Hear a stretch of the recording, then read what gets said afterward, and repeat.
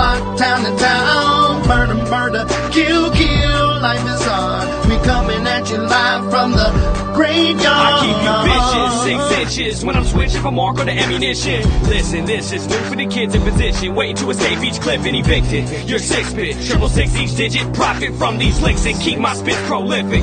In an instant, I'ma live a life like Mystic. Stay high to defy the laws of physics. Critics kiss my ass, you can witness, ever missing when I aim at a misfit. His shit ain't equipped with enough to have ammo. When the King Stars wig split, give it a 0 and I'm a 15 like AR. You can live your life in the graveyard. Life, you're not gonna take ours. I got a lot to say that just 8 bars. If you hate ours, this day you might make ours. Something frightening's about to happen. Lightning strikes the mic when I be rapping. Don't even come and tell me you saw me blasted. I'll be flashing, ego smashing. Nobody will close my casket.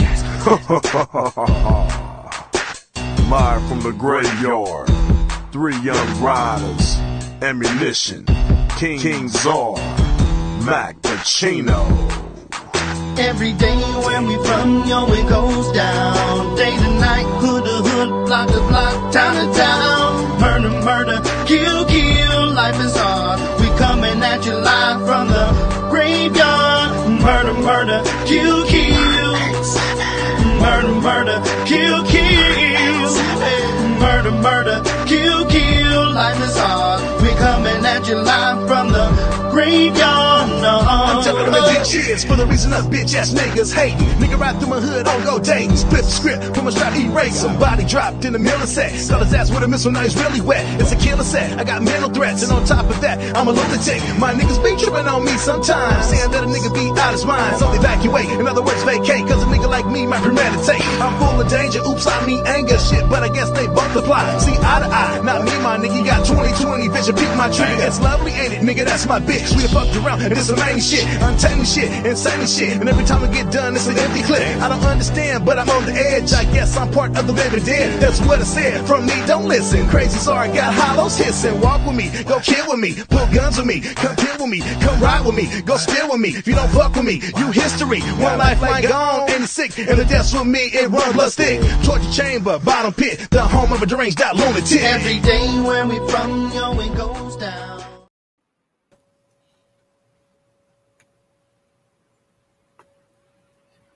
Murder, murder, kill, kill. I'm back to finish joint. Welcome, welcome everybody to Talk Jewish Tuesday. Mr. Holmes is here. Ryan Thomas, tell him how you feel. I feel blessed, man, to be here Tuesday night. Okay. All right. Chocolate girl. Yes.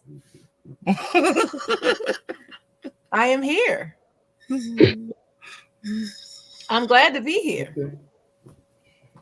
Okay, we also have a special guest, C Doubles, in the building. What's going on, C Doubles? Yeah, I'm doing good, man. My buddy Ron here wanted me to come on board and join, so I made sure got some scheduling cleared and made sure and jumped on in tonight. So we gonna talk it. Let's bring it.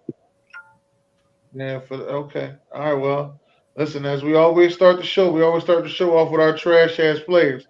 Now, trash ass players can be players, coaches, organizations, whatever you feel as though just wasn't right for the week. There's a week-to-week award. So make sure we get that part out of the way. It doesn't even have to be So, sports. Ryan, It could be anything. yes, it could be anything. Okay, So, Ryan, my first trash ass player. I seen this shit and I almost lost my damn mind. James Hartley. How you gonna pass the ball to the claw, then trying to block the man from shooting the damn ball? Where that do that shit at? Anybody? Let me know. you want to know what's so funny about that? What? James Harden only played defense. That's the funniest part. Like, no. he don't play no defense. He played more defense on Kawhi Leonard, who is his teammate, than he played his whole time this season. What? So So I seen that shit. You know how that's at this moment. He know he fucked up. As soon as he passed the ball, he was like, oh, holy shit, I fucked up. At this moment, I fucked up. Telling you, he in California smoking too much of that ooh-wee. That was he need to leave that shit alone, dog. That's what it is. You fucked your mindset, dog. Yep. But that Smoking up your my I need brain to cells, find that. son. that my only one, Dennis. Okay, that's cool. Chocolate girl, what you got? Well, I guess I'll cross that one off the list because Ryan took care of that. Thank you, Ryan. Oh, I'm serious. You know, y'all know how I feel about that dude. I don't like talking about him anyway. Ooh. Not at all. I'm gonna start with Gilbert Arenas. Mm. So, once again, Gilbert Arenas is being Gilbert Arenas. So he has this show and he's talking to his co-host about NBA players versus the world basketball players all-star game, right? Mm-hmm. So they each come up with their starting five and a bench of NBA players and foreign players to see, and then they were talking about who would win. So Rashad McCants came up with his starting five. His starting five was Luka, Jokic, SGA, Nurkic, I think. Mm. And there was one more person who I'm missing, and it wasn't Embiid. Oh, Giannis. God, how can I forget Giannis? And Giannis, and was saying there's no Americans you can get that could stop them, right? But Gilbert in his argument, so then all of a sudden he decided he's gonna start changing the question, Oh, I was saying all stars versus. No, you weren't. You did not say all stars versus all stars. You said all stars versus foreign players. You didn't say foreign all-star players. And that's what McCants kept saying. So they got into this heated argument, and Gil ended up looking real stupid as usual. But I still enjoy watching this show just so I can get a laugh. But anyway, moving on to Kim Mulkey. This is the second time she's been on my trash ass player list in the past. But she's trying to get this story, this Washington Post story that this writer is trying to write about her. So she holds this press conference and talking all big and bad like she's known to do, thinking that she's getting ahead of this story, getting out in front of it. And really, she's calling attention to a story nobody knew about, number one. Nobody cared about, number two. But now you standing there saying, hey, y'all, the story is coming. What you think people going to do now, Kim? Dumbass. You shouldn't have said anything about it. You hired this defamation attorney, one of the best in the nation. Okay. What you should have done was hired them and not said anything about it. What you should have done is had them, since they're so great, they're the best in the country, you should have had them send over a cease and desist if you felt like it wasn't going to be true. Not go on national TV trying to be tough because you think your little self can beat everybody with your mouth. No, you can't. And see, this is the thing.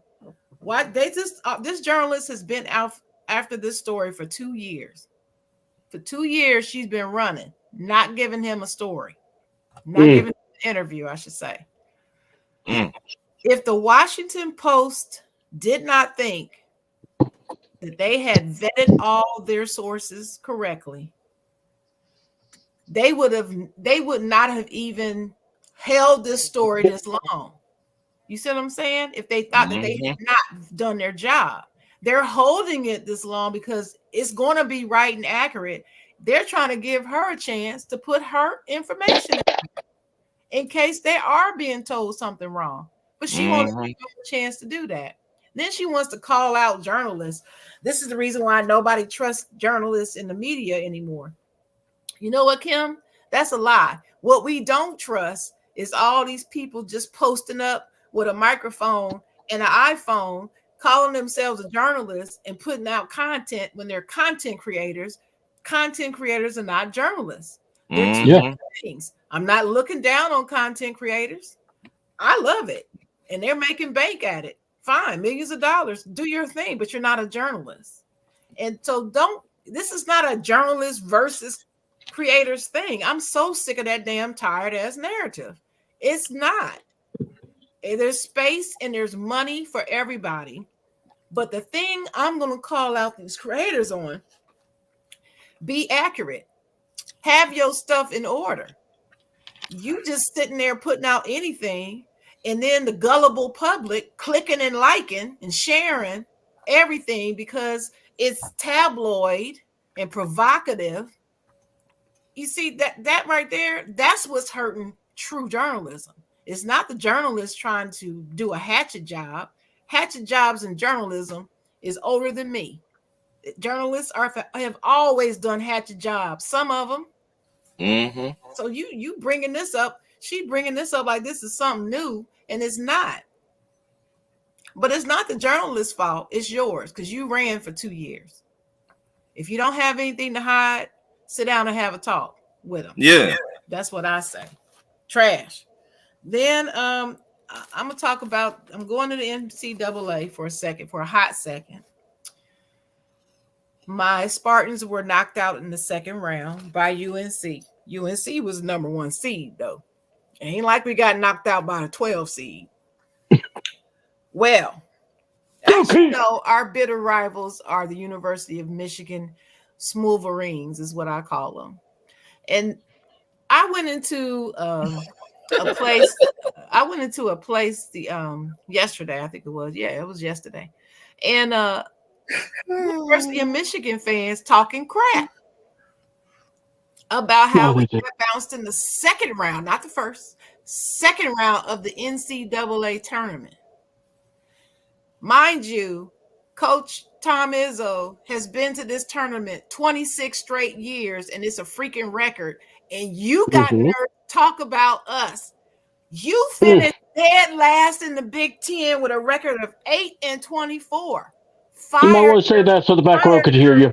Fired your so-called legendary Fab Five coach in Juwan Howard. Fired his ass. But you talking about the Spartans? Sit your ass down. That's what I wanted to say. Sit your ass down. Damn. Anybody that supports them want to get at me, you get at me. That's it. All right. Double C double. What's we got, C double? Man, I gotta shine my knuckles up for that one. That was awesome. I love that. I mean, she came out with guns a-blazing. All right, all right. So I get what we're doing here. So allow me to pontificate, if I may, because I got a couple of issues that I saw that really just aggravated the hell out of me, and it deserves the honorable mentions. So number one, I saw this whole baseball story going around. Mr. Shohei Ohtani, greatest baseball player ever lived. He could throw the ball. He can hit the ball. He's amazing. Gets this super contract. I think it's overrated, but that's just me. Well, his interpreter, I guess, likes to lay some action. And you can lay action, apparently, in spring training. I think you have a problem. And apparently, the man is laying some action. No, not like $20 here, not like $50. No, this man is going 4.5 mil. And everybody wants to go, oh, Shohei, he's being so humble. He's been taking advantage. Really? Really? We really going. First of all, guys, come on.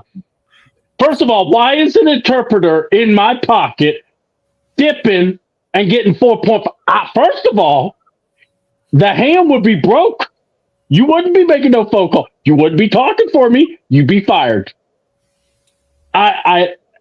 His money people should have not told him.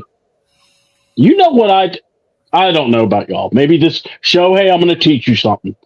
Go on your bank app, put your information in, and if you see 4.5 million minus, that means someone stole it from you or you lent it to somebody. We're not stupid. Let's not be Bobo the Fool here. Shohei Ohtani, I'm sorry. MLB, be careful because you didn't want Pete Rose in the Hall of Fame. Come on. But now your cover boy might be doing something he ain't supposed to. And boy, we wouldn't want to make China upset or Japan or whatever he's from, because he's Shohei Ohtani. Guy that Stephen A. Smith got suspended for saying he won't ever be a spokesman for baseball. Mm-hmm. Well, wait a minute. Pete Rose got suspended for gambling in baseball. I know. It's his interpreter. Sure. MLB, you get my side eye. Yes. All right. Another, trash ass, not player, commissioner. So on King Charles, there's an alien portrayed trying to look like Adam Silver. And I'm not going to call him the other names I've heard, Alice Silver and all that. Nah, I don't do that. What I'm going to do is this. Adam Silver. You know why people like but also hated David Stern? Because he lived up to that last name. He was Stern. Yep. All the things he did was not a home run. I hated the dress code thing. I thought that was stupid. But I did appreciate him always trying to do something, make things straight up, These NBA players who want to play for but yet want to complain about playing 65 games. First of all, Michael Jordan played 80. In how many times? John Stockton, he played over 80 games. And I have to hear how all these players, it's a hard game to play, man. You can't expect them to play all 82. Man, 65, that's too much. First of all, when did this become daddy daycare? I want to watch the NBA for physicality, for talent, and also for guys that know how to play defense as well as offense. It's an all-around game. The world watched us when we had these superstars, okay? And then here you are now. We've had an all-star. How many all-star games have we had where the commissioner is dang near apologizing for the effort? And yet he comes on the show and goes, well, you have to understand, they play a long season. They play thousands of games. What? Who's in charge? Oh, that would be you, Commish. Why don't you call them out on the carpet? Why don't you just say, hey, these guys are playing like trash. These guys phoned it in, and it was an embarrassment to the league, embarrassment to the teams. This is for the fans, and they gave the fans that crap. And I'm sorry, Gail, I can't believe you were saying, well, it was an entertaining game. PTA parent, get out of the stream. Or get out of the show, because even Charles was about to cuss her, because I was like, no, I had to watch that. It was not entertaining. But so that's how I feel about that. I think Adam Silver deserves to be thrown out there because the league, it's funny, gambling now. They have a gambling issue with a player from Toronto who apparently has been fudging his numbers a bit and causing his unders to be getting highly paid. So that's a story that the NBA is not trying to tell you. You know what I'm saying, Dennis? They ain't trying to, but it's just funny. Us fans, we go, who you fooling? But yet we not smart. We can't figure that out. Right. So those are two things I had to throw out there because those were the two that were bothering me all week so far. But then, so yesterday, I'm chilling. I'm watching Raw, watching The Rock beat up Cody. I'm watching all kinds of stuff. But then I see the Hawks have a 30-point comeback, and I'm going, wow. Typical. Against Boston, the number one seeded team. So here's my thought on that, man. So this is the number 1 seed team. The joke I heard on the radio, and I'm out, drove off. I told Ron this. Someone said, "Well, yeah. Well, how did you stop them?" Well, we're the Hawks. We don't stop anybody. But what happened was Jay and Jalen told the audience they were going to give the crowd an all-star performance. They left it on the defensive half there. And so my thing again, this is one of those we talk about players. I'm giving the trash player to the whole team because here's the thing. When you look at the NBA, I'm sorry, the closest person we will ever see to Michael Jordan, his name was Kobe Bryant. And he had that fierce attitude. He had that. I don't know if y'all remember, but there was a time he went to the Tonight Show or Jimmy Kimmel. It was one of these shows, but I remembered it because the show and the players celebrating a win, but the way they were celebrating was just so annoying. And you just see Kobe. You thought someone just punched him in his gut, or just someone gave him a raw tuna sandwich. And he's just like, he's flaring the nostrils. You could see that anger. And they said, "Well, what do you think? They're just having fun." He goes, "We don't act like that." That's all I got to say. And he's like, "Well," he goes, "I'll handle it." And it's like, no, you didn't hear joking. You didn't hear, well, they could be like, no, we ain't playing that game. And I'm not, you don't have to be totally focused, but that's what a guy that's like all about winning. NBA, man, they're in trouble because I don't see that guy, especially when everyone's following after. I mean, hell, we're looking at James Harden trying to block Kawhi Leonard's shot on your own team. And I don't get me started on James Harden. I mean, I used to like LeBron, but then I just started watching LeBron and I went, dude, yeah. My thing I've always told people when I talk about LeBron was this. Do I like him? Yeah. Well, who does he remind you of? Magic Johnson. His game, everything. About the right pass, the right shot, when to take it. I've never said Michael Jordan. I've never said he was better than Michael Jordan. No. Because you got to have a killer instinct, and he didn't have that. Kobe brought that. Kobe cussed his ass out in the All-Star game. I hope I could cuss, but I didn't mean to. But no, seriously. He dogged LeBron to the point that LeBron, I remember there was a shot. It was going to be him and Kobe, one-on-one in the All-Star game. He passed the ball, and Kobe is yelling at him. And basically, someone's like, what's the problem, Kobe? He goes, we are here for them. They want to see us do this. Let's do this. If you beat me, fine, but I want this. And that's the kind of guy I see when people say, well, let's talk about I don't want to hear Nick Wright crying about how LeBron's better than Michael Jordan's prime when he can't even figure that out. So, yeah, those are my... Oh, sorry. I went down the rabbit hole. It happens. Sorry. It's all right, C-Dub. What happened? I got some trash because, me, I believed the hype this year. I really did. I sold all the way in. When I tell you I sold in. And October, I said, you know what? I'm putting my bet in. Kentucky is going to win the national championship. I put my bet in. I was all in. I went to go see Justin Edwards and everything. You know what I mean? I believe Calipari had the T-shirt. He got 4 guys on his T-shirt out of the 5.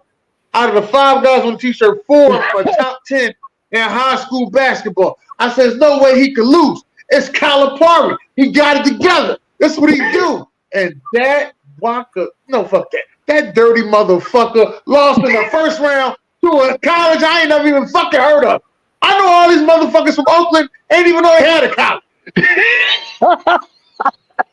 Who the fuck is Oakland? Then I got a question for you. They're a decent school, Dennis. Apparently in Detroit, mind you, because I didn't know this either. And they have a good basketball team. Wait a minute, it's not even in Oakland? Wait a minute, you telling me the Oakland school ain't in Oakland? It's in Detroit. Dennis, since you believe in their head coach, do you believe in Santa Claus? Man, I just got a message on while C Double was talking. I just got a message on my Bleacher Report that just said, "Oh, they gonna keep Coach Calipari." Why? You ain't gonna get no fucking better. What is you're not getting no better, Sharon? You're not getting no better. Like you can let him go. Hey, who you talking to? I hate Kentucky. Keep him. Right, but then you're not getting no better. Dennis. Listen, I'm not saying that he's a terrible. Did nobody tell your dumb ass to bet on them? You should have bet on them. So I got a right to be my trash that say, let me have my moment. I got a right to be mad, goddamn. My trash. Let me have my moment. I believe the hype. Give it to him. Don't keep it from him. You believe the hype. Do you believe the I believe the hype. I said then I brought into the bullshit. I was all shoveled in. And Czar told me, he said, don't do it. They're a disappointment. I said, Czar, shut the hell up. I'm putting this bet in. I hit the button. Once again. He was right again. He was right. Czar was right. He was right. He was right as a left and a right foot. I was wrong as two left feet. So now, do you believe in Santa Claus? You believe in Kentucky? Yeah, I'm putting myself on that list too for believing in that bullshit. And I ain't believing in Calipari ever again. I should have known when I seen John Chaney about to fight his ass that he wasn't no damn good. I should have known that back then. I should have known, goddamn. I should have known when John Chaney was trying to fight that he was no good back then. It's no good motherfuckers don't change. They just stay no damn good. We gonna have to talk about him on another show. Dennis. That's how I felt. I don't know about y'all. That's how I felt. Now, my question again to you: if you believe in him, do you believe in Santa Claus? Hold on, no. Let's be. Hold on, Dennis. The guest. Let's see. Double ask you something for real. If you don't believe in Calipari, do you at least believe in Goku? I mean, Goki. I mean, the guy that kept killing y'all, shooting threes after three. You couldn't get him inside the arch, but boy, he was shooting like I didn't know they got Steph Curry in Undercover Boss because that boy dressed up as a white dude and killed it. Broke a whole record for the school. I didn't even know the school fucking existed. I didn't know. I was like you. I thought it was in Oakland, California. Let me just tell you this. It's always NCAA tournament time that I always hear about a new school. Let's just get that out the way, all right? Like Chicago, Loyola, Chicago. They didn't even know that was a fucking school till a couple years back. Just want to let you know. It's always right around. You don't even know these schools be D1. Out of all the D1, you be like, this is a D1 school? Well, Dennis, come right in and surprise people. Dennis, get used to it. Because with this NIL and transfer portal, they going everywhere. Unknown schools are gonna start being. No, but this was going on before. You just watch. That was going on before. Yeah, Calipari ain't got that wallet like he used to, bro. No, he's not gonna be able to. It ain't about the wallet, but you got to coach defense. They ain't the wallet. All right, you got to coach defense. This ain't about no wallet. You got to coach defense. All right, it ain't about no wallet. Dude, for real. Dude, I've been wanting to talk about this. He got the wallet because he got all the superstar power. Superstars went to him. Top 10 in high school. He got 4 of them. He got the wallet. He can't put it together. Hey, what's crazy is when you watch that game, that kid, Goki, literally was making shots, and I'm going, oh, that ain't going. What the hell? He kept making those shots. It's going to go in every time. It's going to go in every time. Hey, it's going to go in every time if nobody's defending them. Right. Man, he ran off 3 guys at one point. No defense. Yeah. Hey, they'll be ready then for the NBA then. Kentucky players will be ready for the NBA. They always make it. You're absolutely right. They always make it. Yeah. Always. They won't play defense, but that's all right. None of the All-Stars will either. Yes, that's why they're going to keep them. They're going to keep them. I love it. Go I ahead. love it. Hey, keep going at it, man. It's good. You need to let that out, bro. I would too if I had to put money on that team. Wait a minute, then since you lose more money than you win, you might well don't give me the money every time. No, because I'm tired of hearing about. Since I've known you, you've been talking about that raggedy ass $2. No, you ain't went up and think of a quarter. It ain't been $2.25. It ain't been $2.10. It's been the raggedy ass $2. No, I don't hear nothing about you with no money. No. Tired of your ass too.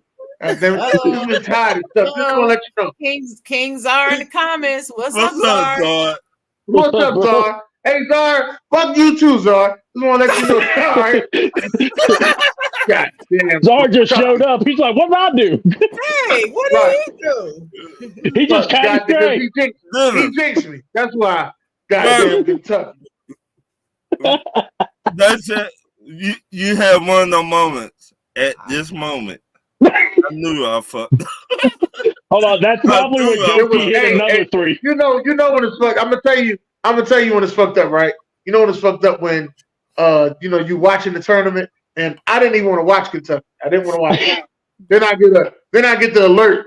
Kentucky's on upset alert.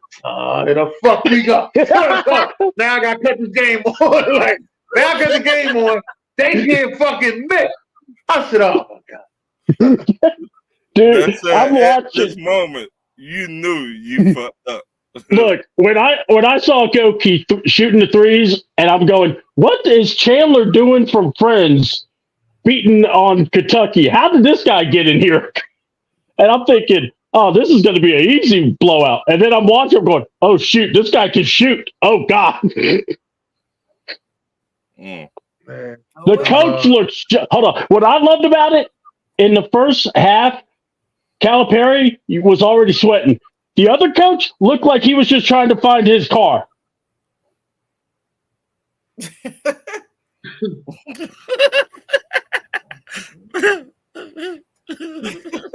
Coach, what's the game plan? I think I parked at C5. Where did I park? I mean, I really thought he just was lost. I'm like, who's this homeless man? Oh, that's the coach. Yeah, let's get into the certified players. Certified players, Brian. My one and only certified player, the Tennessee Titans traded for the corner. What Jararis? Oh, Snead? Snead. Yeah. And the man got a 4-year, $76 million. And how much of that's guaranteed? Let me say that one more time for people in the back. A 4-year deal, $76 million. I'll be damned. This motherfucker went from the homeless shelter in Kansas City and went to the White House in Tennessee. That's good. That's very good for him. Hey, he worked it. I wouldn't call it the homeless shelter because he Kansas City cannot afford nobody after they pay that D tackle.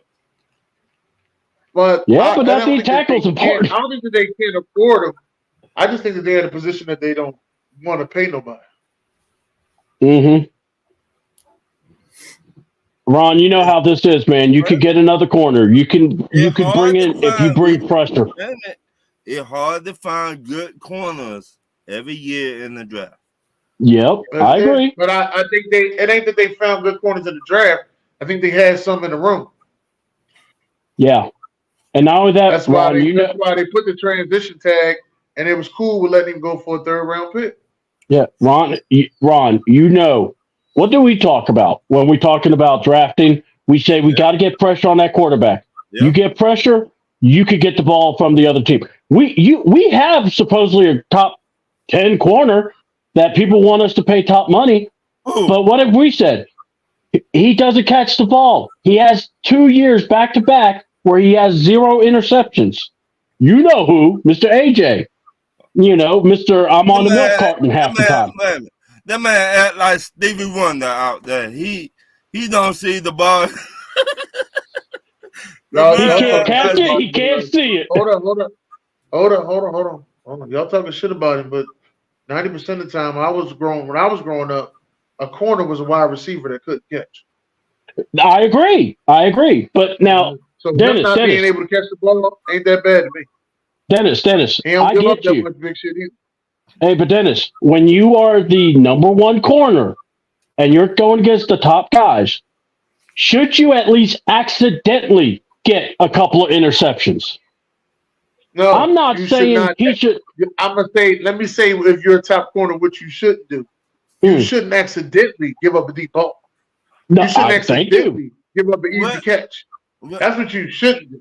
Let me say this, Dennis. He gave I will up. take. I'm not here for interceptions. I had a guy used to get 6 interceptions a year, but he also get burnt on a deep pass, but on a I double got move. you. So depends on what you want. Do you want those 6 interceptions, or you want to be burnt toast? The I man had gave them up. all. Wait a minute. The man gave up the penalty draws like he was at 112. Stop He it. ain't give us the penalty draws like he said one Stop time. it. He hold on. He may have not given the draws, but he sure didn't mind giving up some big plays. How about that? He gave up the draws, the penalties, everything else. All right. Y'all keep talking shit. You'll fuck around and end up. You fuck around and end up with the corner I had. Then you'd be like, just give me anybody but him. That's keep talking. A lot of people be talking about. I don't want him. I don't want him. Like that, like Cowboy fans be like, oh, I ain't want that Prescott. Okay, you'll end up with Mitchell Trubisky.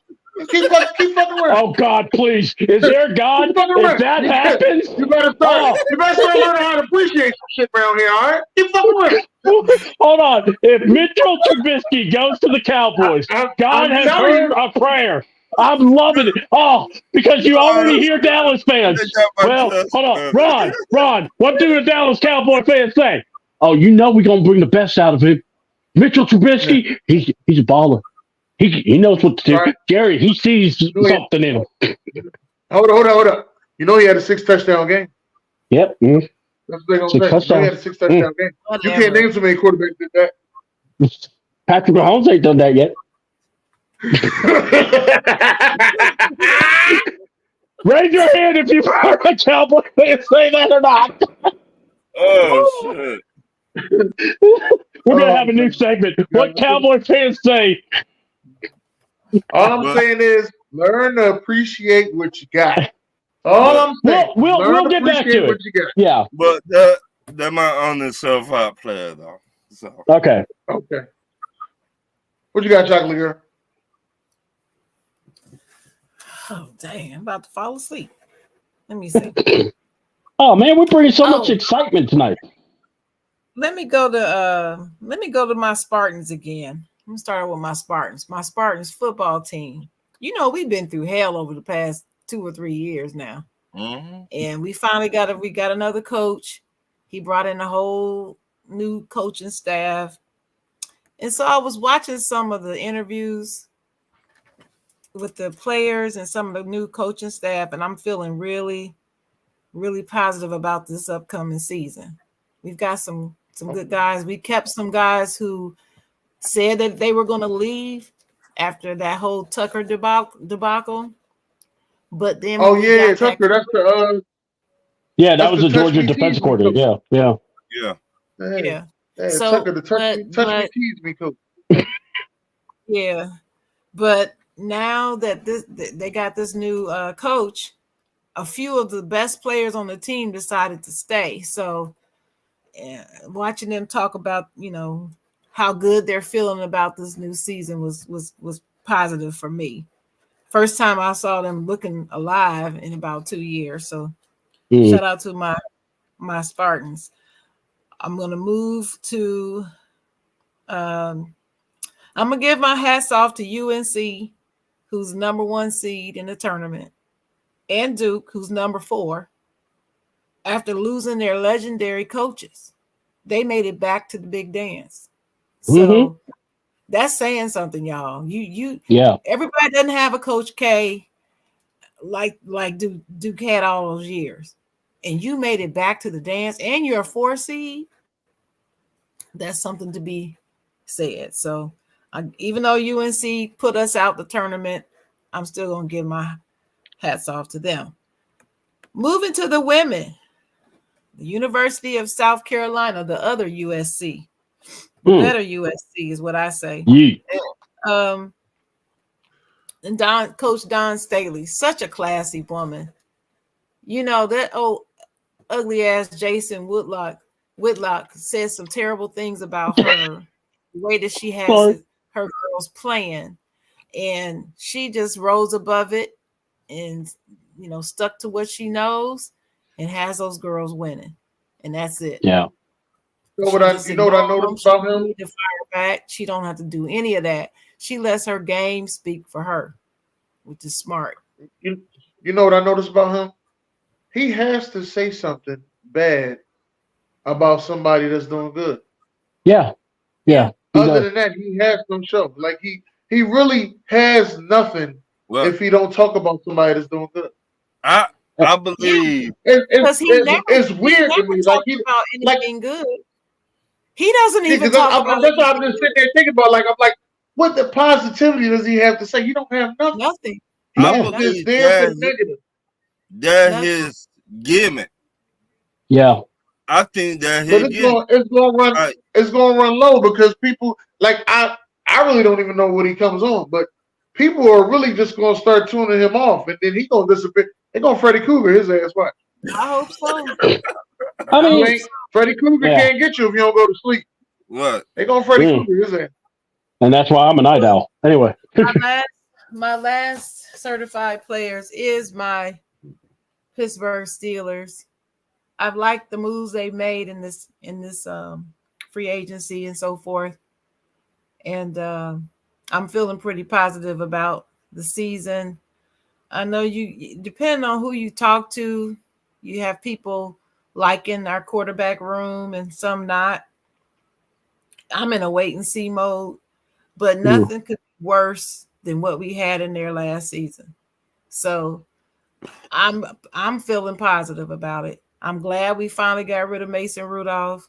I don't care what anybody says about, he wasn't that bad. We should have kept. I don't want to hear it. I'm glad he's gone. And I'm definitely glad that Trubisky is gone. So it's going to be epic. It was an upgrade. Both players are an upgrade to me. And I believe that the Steelers will be able to work with Justin Fields and give him the coaching that he needs that he didn't get in Chicago. They didn't know how to use him. Every coach can't coach a quarterback like Justin Fields. It's not that Justin is trash. They didn't know what to do with him. Mm-hmm. That's it. Mm-hmm. And they can admit that. It's nothing, bad. It doesn't mean he's a bad coach because Justin Fields is not your typical quarterback. And I say that about Sirianni. Sirianni knows how to coach our boy Jalen Hurts. He knows how to coach him. If Jalen was on Baltimore, he would not have success. Even though Jalen and what's his name? Lamar are similar, I don't believe he would have as much success as he has being on Sirianni's team. I don't believe that. Because I believe coaches need to know, certain coaches can coach different types of quarterbacks in different ways. That's how I see it. So hats off to my Steelers and the move they made. I'm glad everybody's feeling positive about it over there. And I'm in wait and see mode. I'm excited that y'all got well, I'm a little upset that we didn't get him, but I'm excited that y'all got Cordell Patterson. Mm-hmm. Well, yeah, I heard that today. I'm glad we got him, but I'm still most excited that we got Patrick Queen. I'm just finally. Okay. Yes. I'm so happy about that. Yeah. He's gonna pay dividends. We had to help him upgrade from being on that dirty ass Ravens team. Ouch. So I'm very happy. That's what that heartburn. Yeah. She just shot the strays on the Ravens. Ravens team. Dirty. That's what that heartburn. Yeah. Stay in sports. Not so happy. Yep, that's what he I wanted. tell you He one wanted to thing. be a Steeler, and now he's a Steeler. I tell you one thing. Well, if I was a Ravens fan, you'd be giving me a lot of gas right now. Sheesh. Gas to do what? Fart. Yeah, That's about fart. it. 'Cause I That's can't all that he I gonna be can't able be to doing- do. Yeah. Because we swept their asses this past season. We probably gonna do it again this season. Where's Mason Rudolph? Yes. All right. They got that heartburn, yeah. All right, P-Double. Certified player. All right. Let's give a certified player to Goki. I don't know what your first name is. I just know you're number 3 from the Oakland. In Detroit, apparently. That's what they said that y'all were at with the car wash, or the guy that lost his car, coach, who couldn't find his keys. He's like, yeah, shoot it. Where's my car? But no, for real. But yeah, Goki. I mean, he really look. But those kind of guys, you get excited to see because they give some excitement to the game because you didn't expect it. Now, I got to give a big shout out. Honestly, C-Double, that's why you watch the NCAA tournament. Yeah, because exactly. because of these moments. Because these guys will get I'm not going to Oakland to recruit that guy. I know nothing about Oakland. But now that I watch it, it's like, you know what? Well, and not just that, but number 4, that Trey Thomas, he was really playing. Yeah, he was banging with those guys, and it was like you just see things, and that's why I want to give a big shout out to big, tall guys playing basketball and playing in the post. You got the guy from NC State, the big boy, DJ Burns, I think his name is. Dude, he was moving people. The guy from Purdue, Edey, he was banging. I mean, you could look at him and he gets a scratch on him, but still, he's absorbing contact to get the rebound, and it's awesome to see guys affect the game on both sides on the court. He didn't get a lot of blocks, but he was there. He was altering shots. You know, he was able to pass out into double team. And people go, well, that's not that. It is when you watch a game and you see how a team flows. Mm-hmm. You don't have to have the 50-point guy and 20. You got to have some guys that do the grunt work. And I really want to give a shout out to those guys in the NCAA because they really in the games, the players that the big tall guys. Because I saw a lot of big men in that. Even Oregon's big man was impressive. I want to say he was number 1. It's like I tried to remember names, but then they just get all mixed up when you watch like all the games at once. So forgive me, but I got to go here. I really like what Chocolate Girl was talking about with Duke and NC because these teams had these legendary coaches. It's easy to fall back or not even especially with Duke. There was no criteria before. Mike Krzyzewski. So here you got a new coach, and he's still keeping that tradition. That's awesome. I still think they're a bunch of rich snobs, but that's just my point. I'm never going to like Duke. I just am that way. But yeah, I just want to give a big shout out to those guys. Watching Edey play and watching Burns play, it's like, oh my God, this is why the NBA needs some big guys. You got to have like centers. You got to have guys that can just dominate the court. Just so you can have it to be able to go, okay, he's getting rebounds. He's altering the game. It's a lost start, I think. You see Wembley, and it's like, could you imagine Wembley went to college? So, but so that's definitely my certified. But also Cordell Patterson. But also in the Atlanta market, and I wish Chocolate Girl was here, I want to give a baller to Jeff. Oh God, I can't remember his last name, but he was on Tidy's show. He was on Tidy's show at Atlanta Bird Gang. Me and Ron talked about this article. And yes, I'm glad you're back, Chocolate Girl, because this basically article he broke, he told people that his people told him Arthur Smith hated Justin Fields. And that he did not want him on his team. he would never sign him or Russell. And this was something when they were available to come to be signed by the Falcons. Justin was available to get drafted. There was an argument apparently, but Arthur won it because he was the coach and a jackass. But he wanted Kyle Pitts. Now we all can laugh because we all saw Kyle Pitts ain't really had lighten it up because, you need a quarterback. But anyway, I'm going to tell you, I believe in Mike Tomlin. But if you remember the struggles you had with Mike Canada, it ain't going to get any easier with Arthur. I dropped my mustache Smith because this man is stubborn as they come. Oh, and everything. And here's the sad part, Chocolate Girl. Let me say something about that. Okay, go ahead. Go. Let me say something about that. Stubborn coordinators don't fly in Pittsburgh. I know. So I know. Hold on, Chocolate Girl. I'm not saying that they can't perform. I'm saying they don't get their way just because they're stubborn. That's all I'm saying. Oh yeah, because Chocolate Girl, I've watched Pittsburgh. I've watched when they had Haley. I've watched when they got Mr. Canada and all these other guys. And I always was like, man, Tomlin needs to just yeet these boys. You might see Tomlin yeeting Arthur Smith and calling Eric Bieniemy at UCLA and say, "Come on over." This idiot didn't know what the hell he was doing.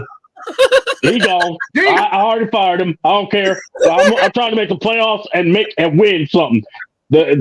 Mr. Mustache just dropped his mustache. He didn't know what to do. Dropped his mustache. Arthur Smith. This is what happened. This is what happened. All right. So if y'all saw the press conference, I know Chocolate Girl did. I know Ron and me did. So what happened was this. I am here to coach Kenny Pickens. Yeah. Okay. Then he gets a phone call from Mike Tomlin. Yeah. Russell who? I am here to coach Kenny Pickens. Yep, that's fine. Hold on. Yeah. What do you mean you just traded Kenny Pickens? Okay. I just lost half my mustache. That's fine. Yeah, I got that. Yeah. What about Mason? Oh, he went to Tennessee. Oh. All right. No problem. No, I trust you, Coach. All right. I am here to coach Russell. Wait, what? Yeah, Mike. Coach, what's up? No, you ribbing me, right? Is this April Fool's? Oh yeah, too early for that. Oh yeah. You got him for what? Some graham crackers? You serious? Justin Fields is now on this thing. Oh my God, I had no about that. And now he's Igor again. He lost his mustache. Kind of like when the Simpsons Homer heard that the kids were back after setting the place on fire. His hair flew off. His gut came out. That's Arthur Smith.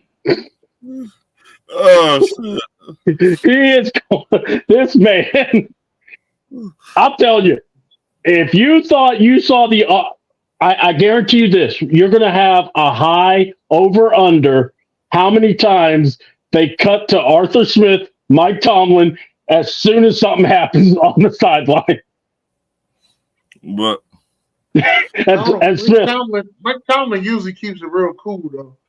His eyeballs just get bigger like that. Yeah, they get like this big. But he usually keeps it cool though. On the side, he doesn't do that. Man, he's gonna have the patience of Joe. If it was Bill Cowher, I seen Bill Cowher threaten to punch it opposite to play on the other team. I've seen that. I've seen Buddy Ryan punch a coach. Buddy Ryan. Yeah. That might be the most. You see Bill Cowher? Hold on. Hey, if you see Bill Cowher on the sideline or you see him on the show, he's an old man now. He's trying to get into heaven. But Bill Cowher back in the day, he's trying to kill you with that jaw. He'd be like, get out of here. He was very. I loved him. He was my favorite coach. That Cowher power. I loved it. I was like, there you go. You're a pimp daddy. What's up, Winston? That's what they call him, the Chin. Big Winston. Yeah, they called him the Chin. But You done with your certified over there? Yeah. Really, I wanted to give a big shout out to that, but also Big Jeff for putting out there, and not only that, but Jeff came on to the show and gave the takes and everything, and actually went in more detail. So y'all check it out. It's really good on Atlanta Bird Gang. It's just, they don't pay me to say nothing. It's just I just love showing love there. That's cool. I'm gonna give it certified out there. I'm gonna give it out there to South Carolina Gamecock females doing Sterling and the girls. I'm gonna give it out there to them. They really doing anything. They blowing these girls out the water. They're not even giving them a chance. It's terrible out there. And I need all the teams that I bet on for the rest of this NCAA tournament. I need y'all to come through for me. Because Kentucky couldn't. Like I told you, every time you make a bet, you might well don't send me the money. No, you're gonna lose every time, player.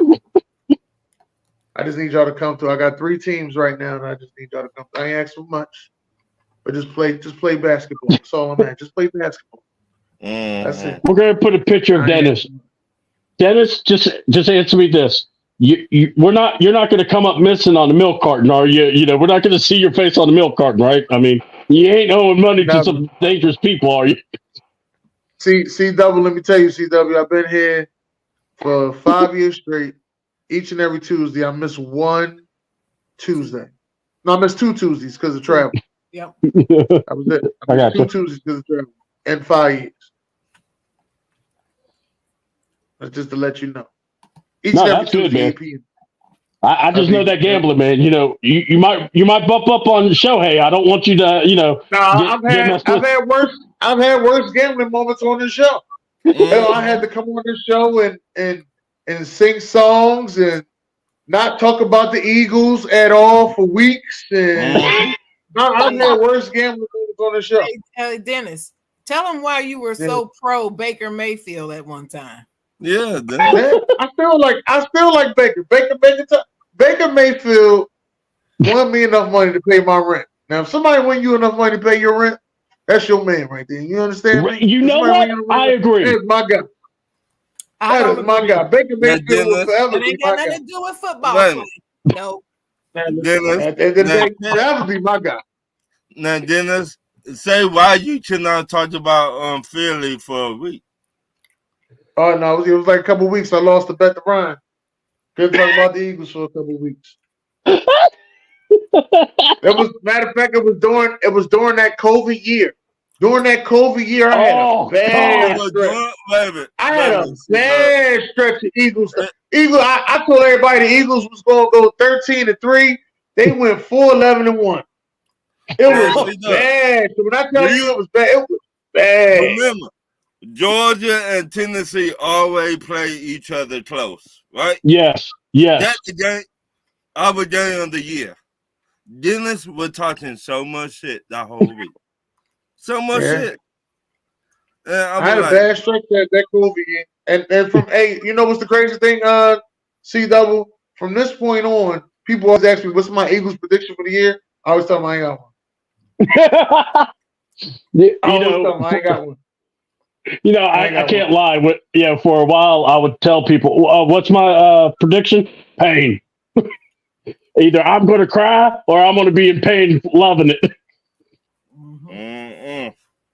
That's it. All right, Ron, let's get to these questions, man. Shout out to the chocolate girl. She came up with some great questions this week. She put mine to shame. So I ain't say that. That ain't what I said. I put this on the record. I ain't say that. That is not what I said because he'll quit. There'll be 3 months later. Well, the last time I did the chocolate girl questions, you said they was better than mine. No, fuck that. What you ain't gonna do is try to put that out there like I said it. I ain't say it. And now I got 10 million viewers saying that I didn't say it. All right. They're not saying nothing. People are saying they cannot even see the comments. What are you talking about? But they heard that. All right. The first question. New Seattle Seahawks head coach Mike McDonald is the youngest head coach at the age of 36.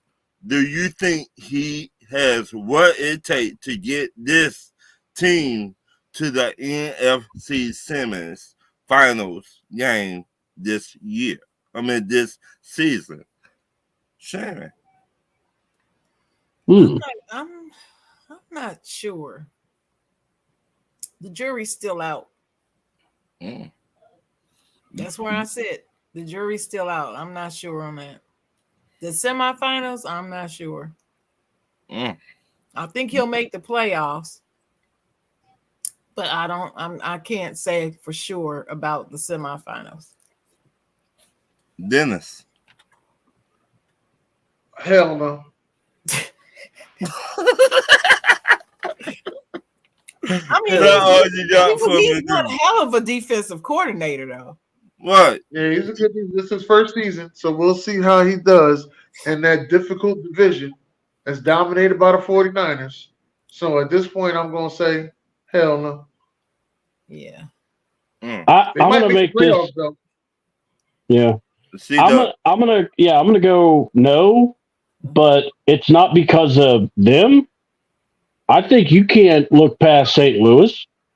I think they're going to, or St. Louis, Los Angeles, the Rams, whatever they want to stay in, the Rams, because I'm not going to bet against Sean McVay, especially, I don't know about y'all, but man, they were clicking at the end of the year, and Stafford, you're going to have another year of Cup, you'll have a year of Puka Nacua, you're going to have Kane Williams, that defense, even though they lost McDonald, I just believe that they're going to find a way. And everybody challenges everybody in that division. And I think San Francisco is going to come back to the pack a little bit. I think we're going to start seeing that, because not only that, you all do know that San Francisco's new defensive coordinator is the Los Angeles Chargers ex-head coach, that moron.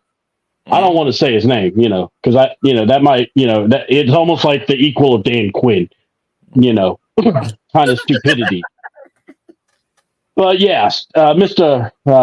Stanley, oh God, how can you like a guy named Stanley? Anyway, but yeah, but I think the Seahawks are going to be good, but I don't know if they're going to get enough wins to sneak in, because I think the NFC South is a little bit better.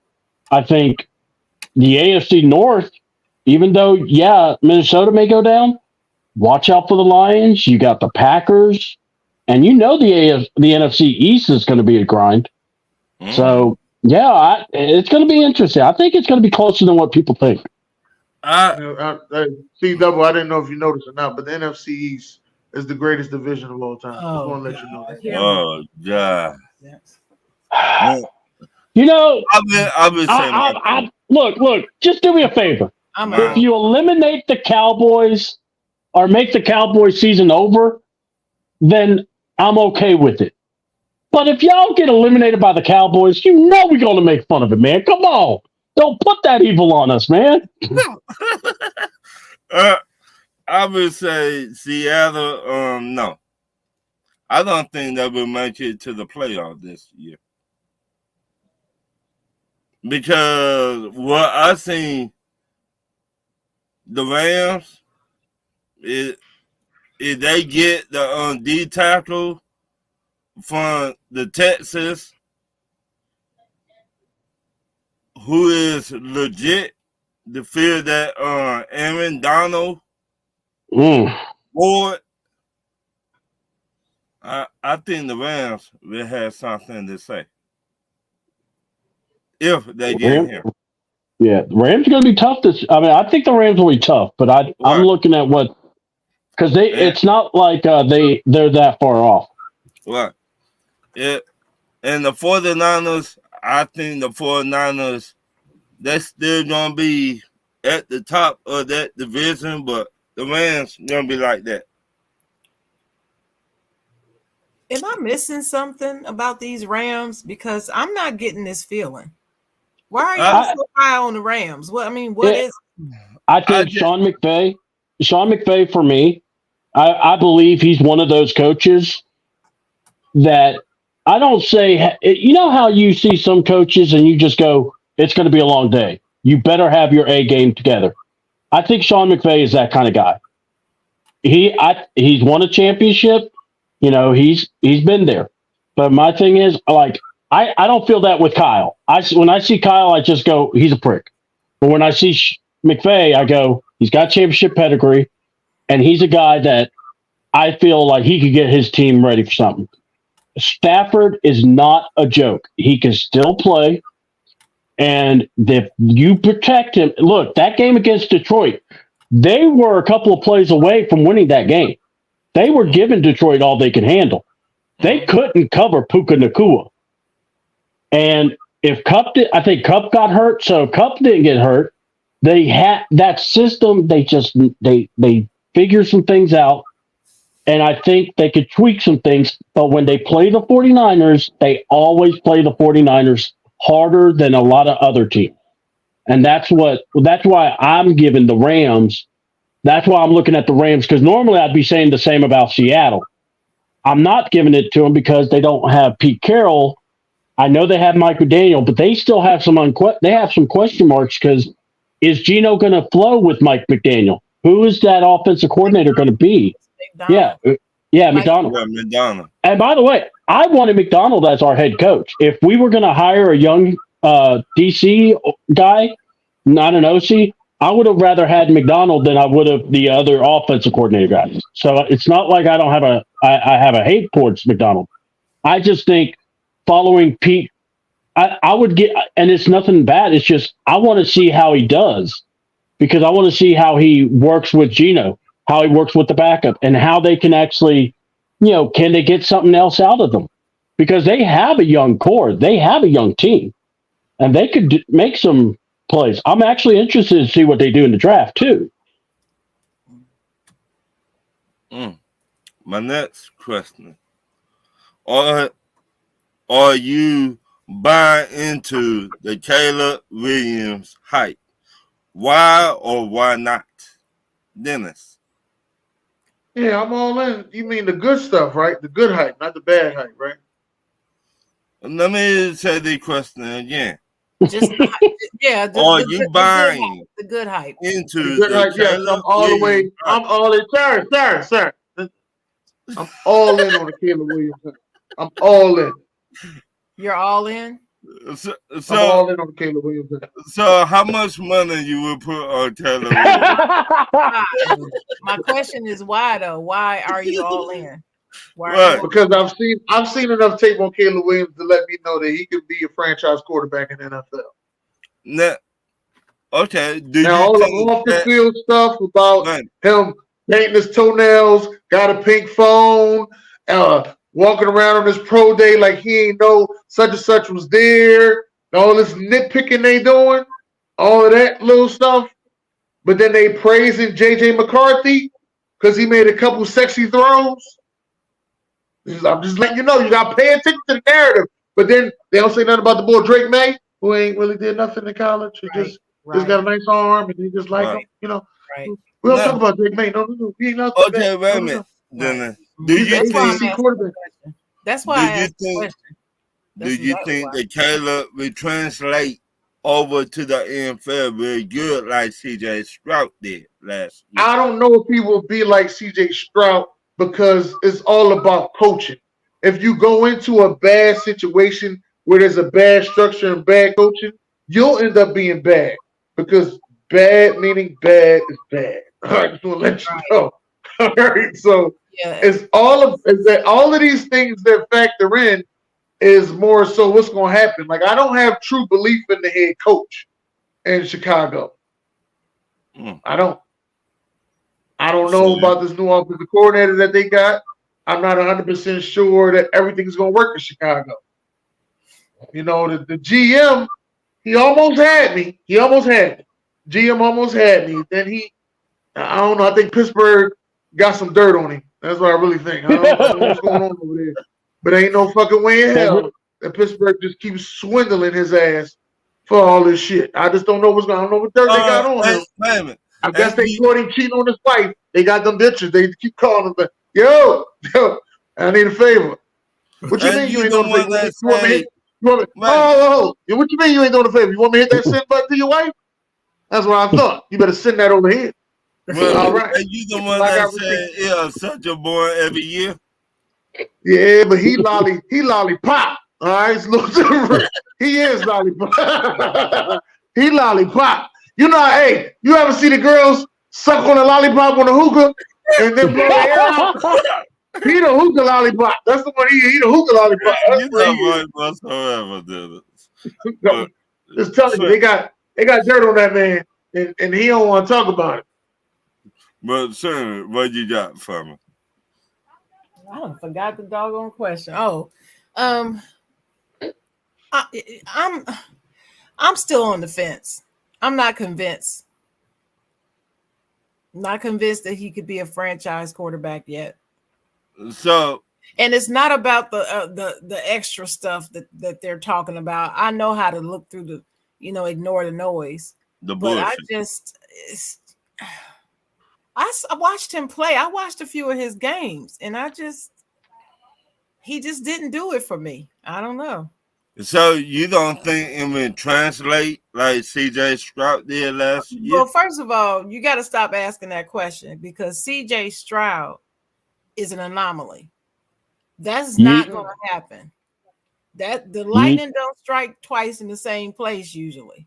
And what I mean by that is him coming in and landing in the right spot, getting the coaching that he needs, and performing the way he's performing. That same thing probably wouldn't have happened if he was at a lesser organization. See what I'm saying? So that therefore, like Dennis was talking about, bad plus bad is bad. Chicago is not whatever that place is. What is that? Houston? It's not Houston. Yeah. Well, I can say that Houston is actually a bad organization too. Yeah, they are. But for some reason, dude came over there and he had a pretty good season.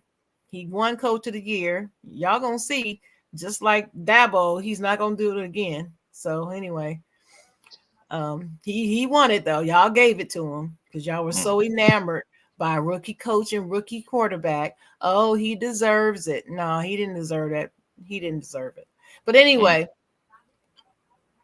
that's where I stand with it. I'm just not convinced. And I do not have any expectations for any of them to be like CJ Stroud because I knew CJ Stroud was special before he even got drafted. And I told people, stop downing this boy. He can play. He can play. I grade quarterbacks pretty good, but I sure was wrong on Kenny Pickett. I was wrong on him. But I was right on CJ Stroud. So all right. What you say? Me? No, C double. C double. All right. Hey, what's up, my fam? Hold on. I found my crying towel that Caleb left back here. Guys, put that away, my guys. So, do I believe in the hype of Caleb? No. I mean, no. Because of who he's being compared to. When you are hearing people saying he's the next Patrick Mahomes, didn't Pat Mahomes play behind somebody? Yes. Is Caleb going to play behind someone? No. Difference. And we're talking about coaching. It was Andy Reid that went and took a chance on Patrick Mahomes, being ridiculed by a lot of people saying this was a stupid move to trade, to go get Patrick Mahomes. Look at him now. Now, Caleb, is he going to Andy Reid? No, he's going to a guy that needs to save his job.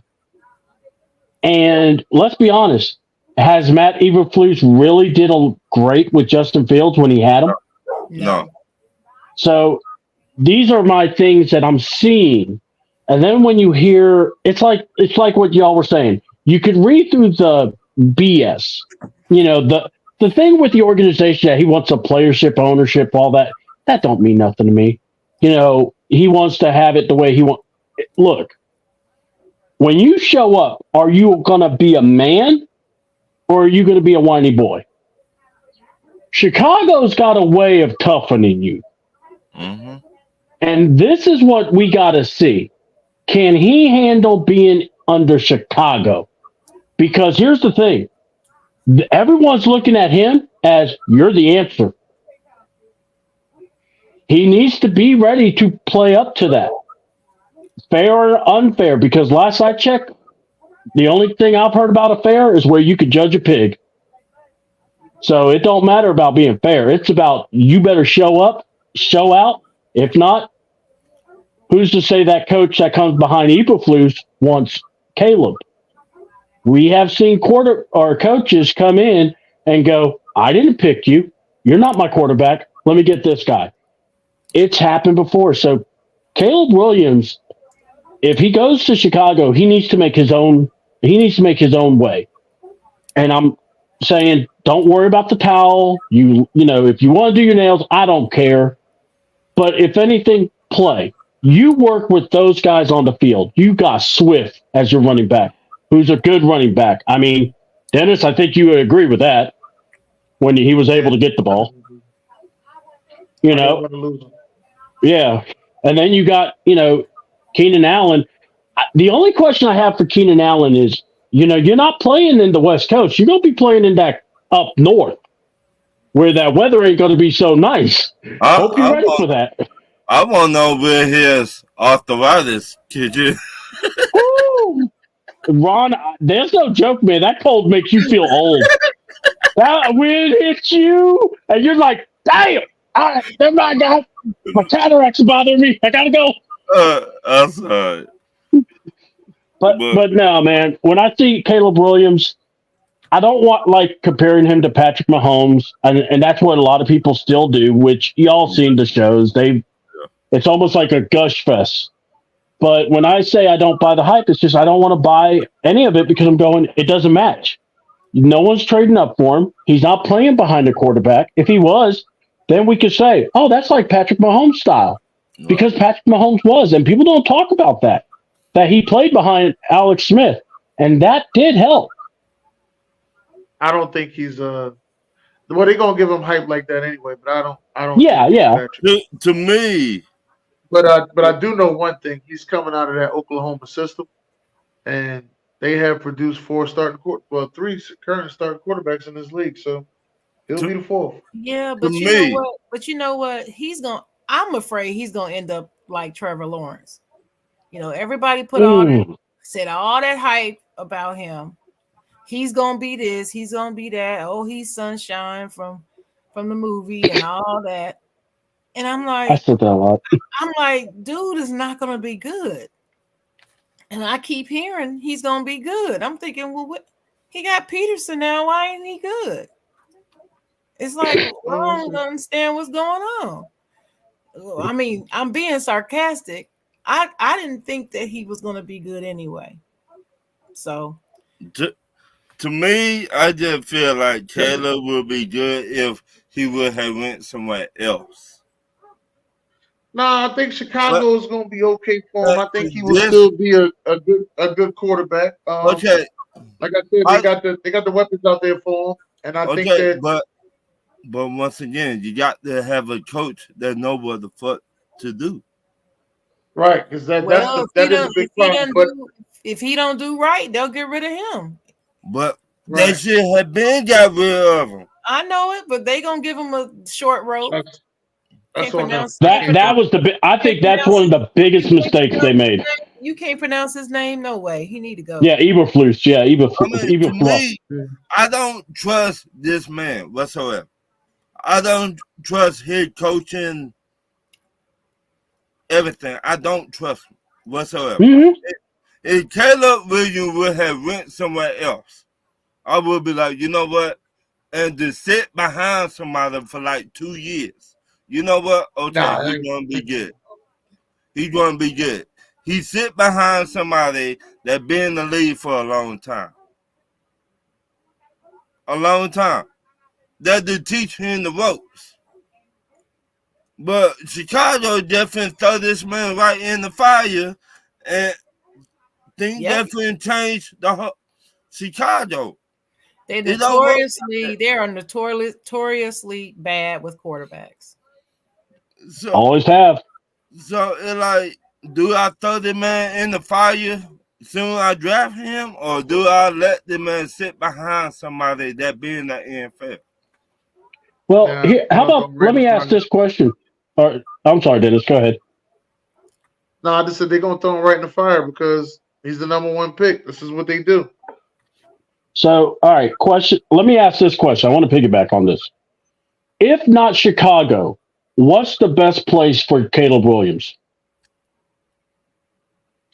There's Let's just say Chicago says we're trading the first overall pick again. Who would you be like, this team needs to go get Caleb? Well, I hate- if y'all didn't make the dumbass move that y'all made for Kirk Cousins, I would have said y'all. You know what? I'm not taking no But- Kirk shade up in here. But since y'all Watch your made mouth. the dumbass move for Kirk Watch Cousins, your mouth. Watch your That's my mouth. quarterback. Watch your mouth now. Yeah, that's what But you gotta say now. You gotta deal with that. But I like that. I would have said, how about Minnesota? Nah. How about How about Ron, the you stole my fire. about the Ron, you Raiders? stole my fire. Yeah, those are the two teams. Actually, I was thinking. I'm If thinking the Raiders, yeah. Hold on. Yeah, And here's I an idea what you could trade. Because we're they talking. already got somebody that been there to teach him. Mm-hmm. And here's the thing: if you go get the Raiders, who's to say you couldn't offer Devontae Adams to Chicago? You're still going to get the 13th pick, and you're going to get their next first round pick. You may get their second. You're going to have ammo. It's not like you're not going to, and you already have the 9th pick overall too. You know, so you could still make a, bundle up. But my thing is this: I could see the Raiders. Minnesota's not that far off either, because they could make a deal to try to get Caleb. And if they're going to rebuild, you can. This isn't about. You got to not look at what is for good for Caleb. You're looking for what Chicago would take. What? And if Chicago could get like a Justin, and you still are within range to get a quarterback, I think Minnesota will be the. But you giving them a wide receiver wouldn't be a good idea.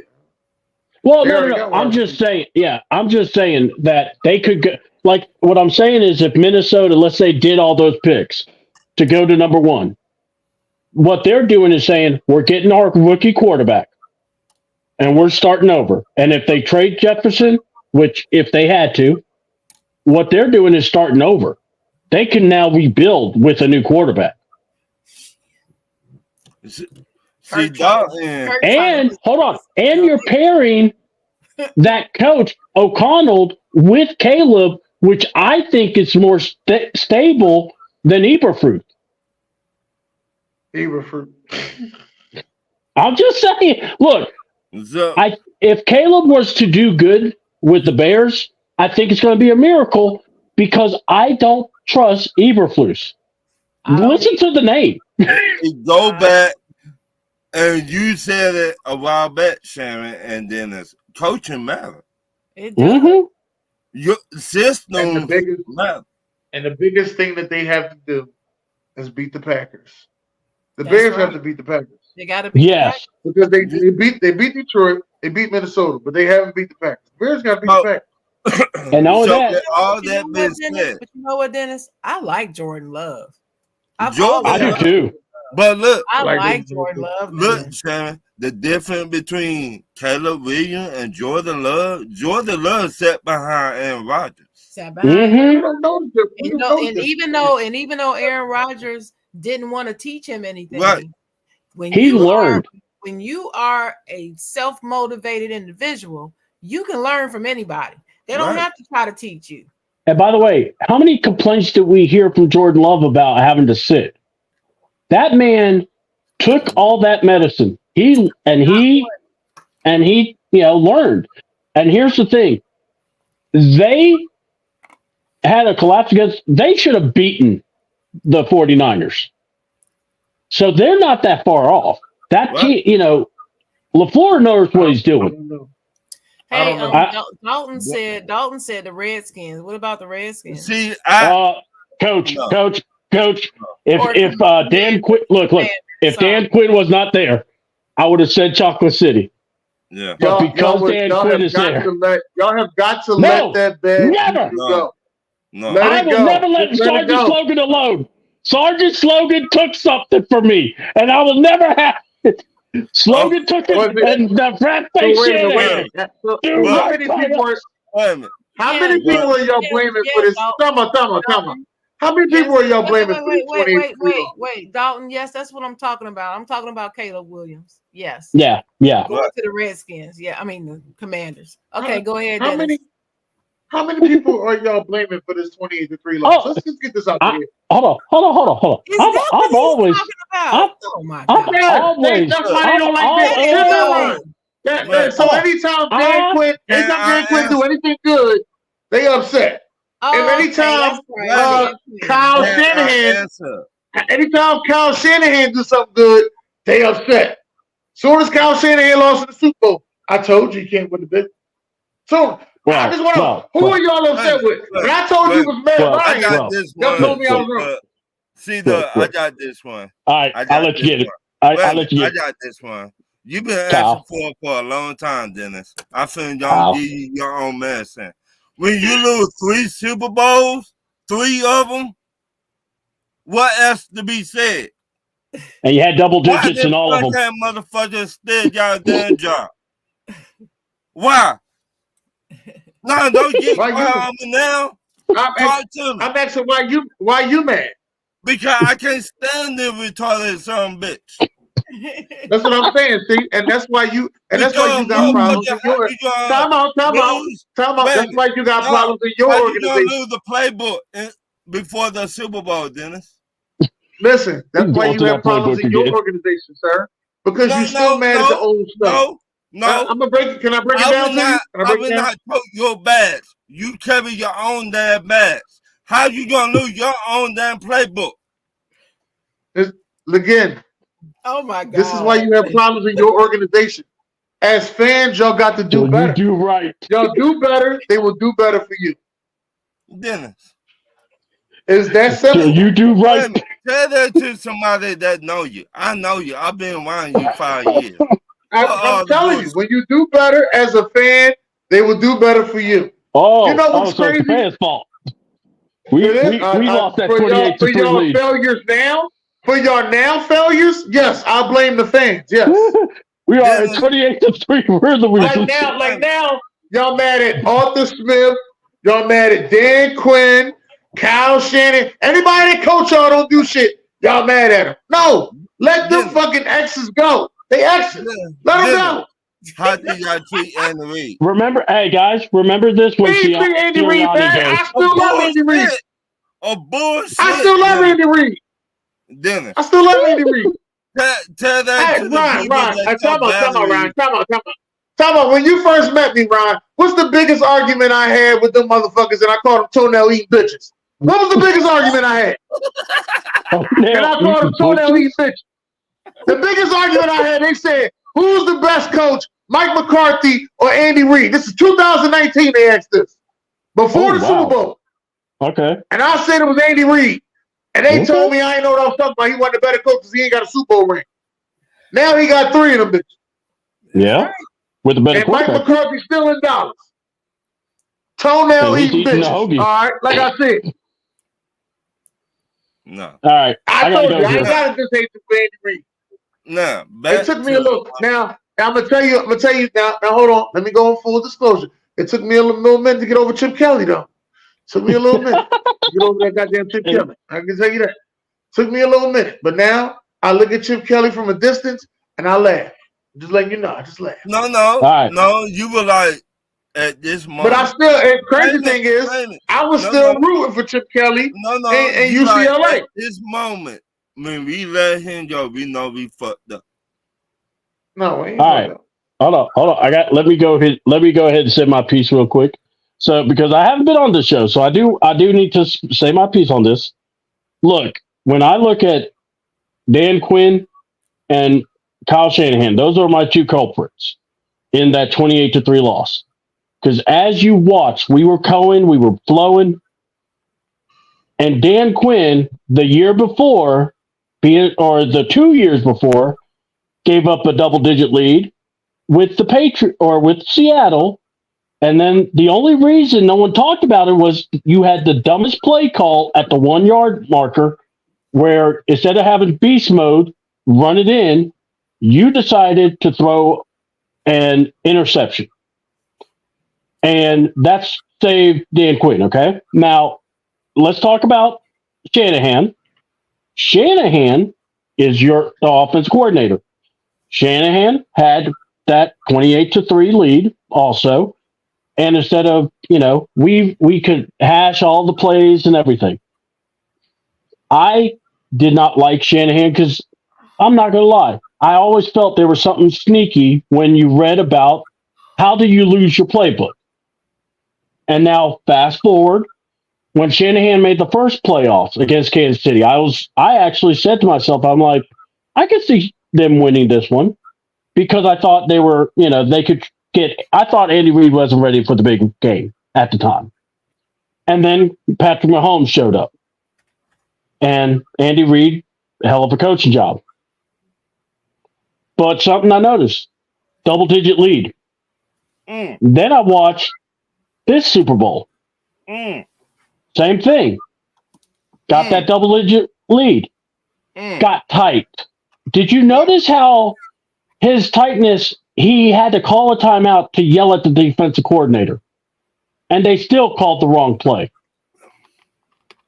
I believe Kyle Shanahan. Now, do I have an issue with Dan Quinn? I'm like what you just said. I could laugh at him. I enjoy making fun of him. I will. He's going to be forever Sergeant Slogan. That's my nickname for him. He will never leave that. That's my nickname. He could do right for longer or embrace the suck. And trust me, if you listen to Atlanta radio, you would have heard all those slogans and you would have want to put an ice pick in your eye or your ear. But the thing is, they got a question. They got a question for you in the comments. You probably. Oh, okay. Remember the DC coordinator? They got. Oh yeah. Oh, I remember because guess who was the DC too? Dan Quinn. He was the DC that year. No, because he fired it. Richard Smith. It was Richard Smith was our DC. He got fired after that Kansas City game. It was hold on. In Dan Quinn's words, we wanted to elevate and we felt like we could do something right. A writer, if you will, do right longer. But I remember that. So he took over the play calling. And so we were up 28-3, but we couldn't finish the deal. But again, that's Sergeant's slogan. He's always going to be that way. Hell, he started his career with Washington that way, already shooting off slogans. Do you? Because you ain't going to survive in Chocolate City. Well, you call it, Dennis. But Chocolate City. That's what I called it. All right. What's the next one, man? But yeah, when we talk about Rat Face, man, Kyle, till you do right by us, you ain't gonna win. You ain't gonna win. Sorry. That's the curse. Because 3 times the man had a double-digit lead and he couldn't make it. He couldn't put it in the bag. I gotta let that shit go. Before the internet blew up with the sports news, where did you get the most of your sports info from, Dennis? ESPN. Usually be the newspaper. I'll read the newspaper. Back then, guess who was writing for the newspaper? Stephen A. Smith. Wow. I forgot. You were Philly, man. He was a good journalist. Yeah. Mm-hmm. Sharon. ESPN, yes, but mainly I read the newspaper and Sports Illustrated was my jam. I love Sports Illustrated. Kept a subscription for years. See that. Ooh, this is fun because I started getting into sports around 95. You know, I was in high school and I got into sports a little late as a teenager, but CNN, I always like to watch the sports highlight show for CNN. ESPN, I was hooked on instantly. And when you're talking about magazines or publications, Sports Illustrated was one. I always loved going to AJC, reading the sports section, seeing what's going on. Even when I would go to school, they would one of my teachers would have a sports page, and it's usually fourth period before you do lunch. My teacher would look at me and go, "You want to check that sports page?" I'm like, "Heck yeah, man, thank you." So we would talk sports and everything. So yeah, AJC paper, and also because I was a wrestling fan, Pro Wrestling Illustrated. Loved reading those magazines. That is where, like we were talking about before the internet. Oh man, that's where dream matches came from. Was your head and what you're reading about, and always going, what would happen. So that was definitely another thing for me. I forgot one. Watching Wide World of Sports. Oh God, that is a show that people now have no idea how important that show was. They have no idea why we loved it so much. That show brought sports of all kinds every week, in multiple sports in one show. Oh my God! You get the strongman competition one week. Mm-hmm. All of that. And it had one of the most iconic show openings of all time. Host was pretty cool too, man. He was a trip. I would say my older cousins, yeah, my uncles and stuff like that. Because no, I couldn't trust them. Go ahead. Because that would be around the TV and shit like that. And when you're young, you got to go to sleep early. So I would be listening to them and stuff like that. Yeah. That's how I pick up my sports. Well, when I was in high school, that's how it happened. When I was in high school, you start playing on the football team. Next thing you know, most of the football team, they all got a newspaper. Mind you, I'm in 9th grade. They got coffee and newspaper in high school. That was I had a running back. That was his everyday thing. Coffee and newspaper. It was every day. So I get the newspaper. That was All right. A show. Well, let me put it this way. I graduated in '96. What year you graduated in? I graduated in 2004. Yeah, okay. You went behind the ears. Hey, that's cool though. I like knowing this because I remember guys actually having the paper in the football locker room. Yeah, and they wanted to read. They wanted to read up on themselves, and we had a guy here named Ted Solari. Rest in peace, Ted Solari. And a guy here named Ted Solari who did all the high school sports in Philadelphia. Had a bunch of writers with him and everything, and he had a website. You go on his website. Every day you can read up on what he wrote and everything. So, and that was how you found out information. Honestly, that's how I started reading the paper. I went from there to the next thing you know, I went and got the Sunday paper, and then I started reading. Then I started noticing they was hiring for all these jobs, and I used to just read up on them. Like I noticed that back then, I was like, maybe I should be a nurse because they always hiring for nurses. That's how my paper situation went. Man, nowadays I still awesome. read the paper. I read the paper every day at work. My next question. Who was the better wide receiver? Deshaun Jackson or Steve Smith Sr.? Dennis. Oh, man. Steve Smith Sr. Sharon. Steve Smith Sr. C-Dub. I like Deshaun Jackson, but dang it, man, I gotta pick a Panther.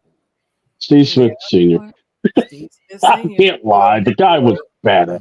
He was bad, man. Oh, and he didn't have a problem going across that middle. Right. He Steve wanted to. Smith, He wanted to.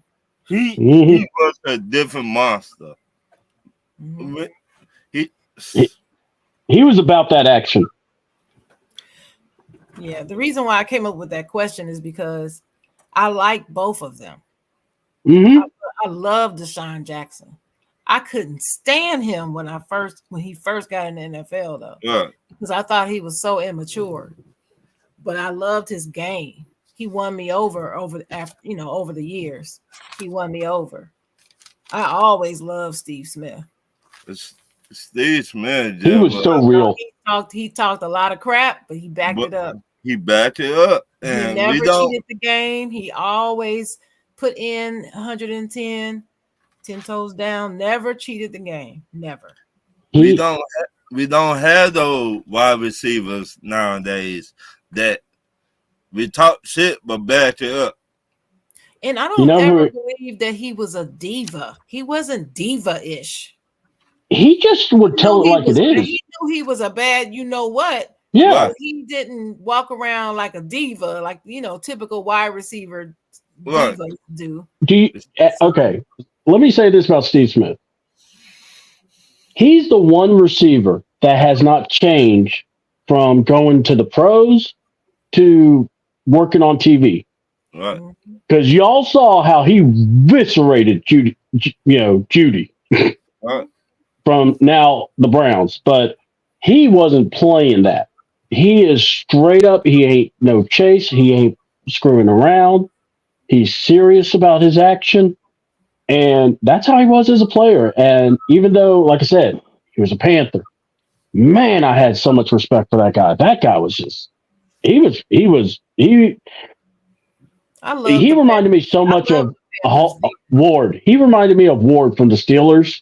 Because he just had that fire and that. Oh, don't get me started on Hines Ward. I love Hines. Shout out to Georgia, Hines Ward, Hall of Famer. That's what I'm saying, man. I don't want to talk about it. I'm not going to talk about it. Hall of Famer in my book. Take note. Oh, shoot. Yeah. Someone doesn't believe that. They need to get out of here. What? Dennis. Oh, I hear it all the time. Hines Ward is not no Hall of Famer. I'm like, I don't believe he's Hall of Fame. Yeah, he don't believe it. He should be. He doesn't believe it. He don't believe it, honey. LeBron James said that Steph Curry and AI are the most influenced players of the NBA since he been following the game. Agree or disagree? Dennis. Yeah, I agree. Why you agree, Dennis? Because they are the most influential players. You said that because he played for your team? No, I'm saying that because everybody wanted to be just like him. Just like everybody want to shoot all these crazy threes now. Mm-hmm. I grew up in an era where everybody wanted to dunk like Mike. And I don't know when LeBron started fouling with basketball, so let me get that part out the way. I don't know when he started fouling. Might have been 2002.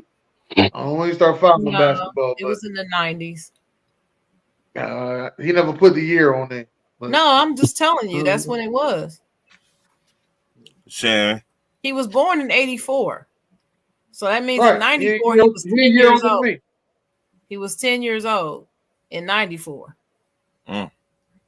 He started playing basketball when he was 5. And he was following the NBA then.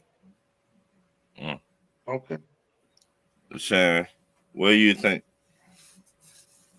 I don't agree. If I'm doing the math by his birth date and what I know about him and how long he's been following the game and playing the game, no. That's a bit of a exaggeration. I just think he was trying to make a point, and once again, he didn't quite get to the point that he was trying to make. That's what I think. He does this a lot. He does it a lot, and I think that's what it was. Now, if you want to start at 2005 or 10, maybe 2008, 9. Yeah, I could say that they're the two most influential. But before that, no. You got Magic Johnson and Bird and Michael Jordan. You got Dr. J too. I'm gonna say Dr. J too before those three. As far as influencing the game. But he said since he's been watching. I know it. I'm just saying. I'm just saying to you. Dr. J. Okay, well, okay. No, he didn't see. Okay, fine. I'll give you that. Did he see Jordan? That's why I feel it like that. Did he see Jordan? Did he see Jordan? Yeah, Dennis. I don't know. Did he see Jordan? Yes, he didn't put a year on it. Dennis, he didn't. I believe he did though because he wears 23. Dennis, he did not have to put a year in that statement because you have heard him say before that Michael Jordan is the reason why he plays basketball. Dennis. Magic Johnson. That's what he said. So yeah, Dennis. He wouldn't be saying that if he didn't watch him. Yeah, Dennis. So we got Magic Johnson, we got Michael Jordan, we got Steph and AI. I'm sorry, this is hands down. You can't know. And I love, you know me, I love Steph and AI. It's not about hate or anything. Yeah, Dennis. But that statement is just, don't be ridiculous because you're trying to make a point. I understand their importance, but he don't know what he's talking about. And to be a historian, he's a basketball historian, so they say, according to Nick. So if he is such a historian, then he ought to be ashamed of himself for saying that. All right. See, Doug. Both are right. All right. In the realm, because Dennis, I got to go here. He's right, because if you think about it, if you're looking at right now, if you said AI and Steph, that's why I wanted to actually hear that question again. So let me hear that question again. I want to actually make sure I'm getting everything right. LeBron James said that Steph Curry and AI are the most influenced players of the NBA since he been following the game. Agree or disagree? Now, here's a name that I have not heard. Kobe. So, and I've heard AI talk highly of Kobe. So, and the reason I bring that up, two could be right.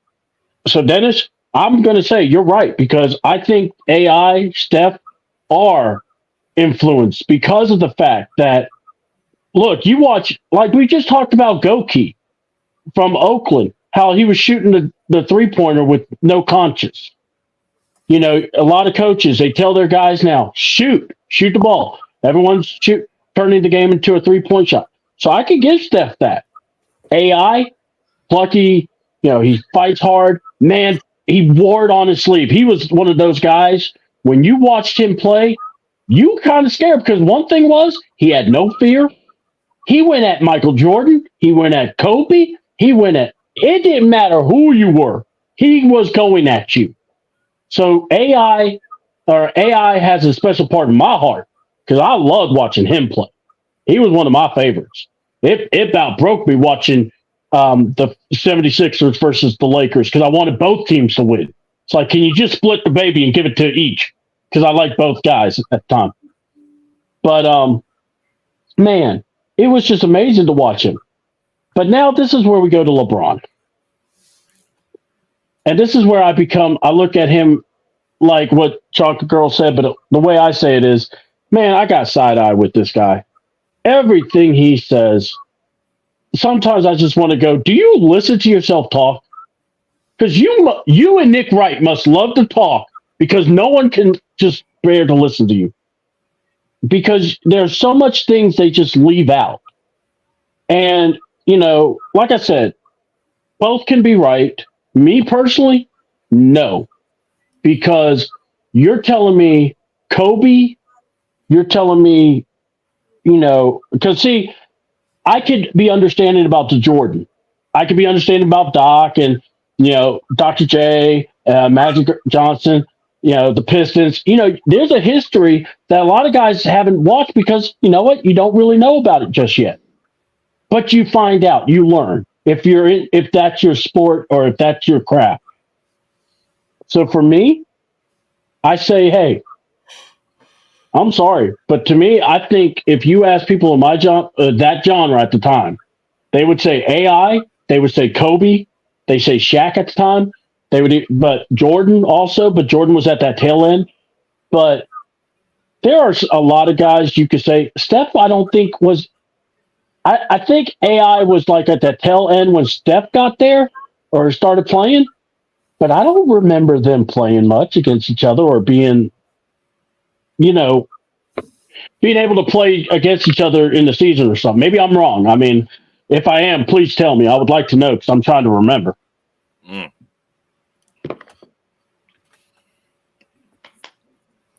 My next, I'm just saying no. I would say head to the no. No. To the no. No.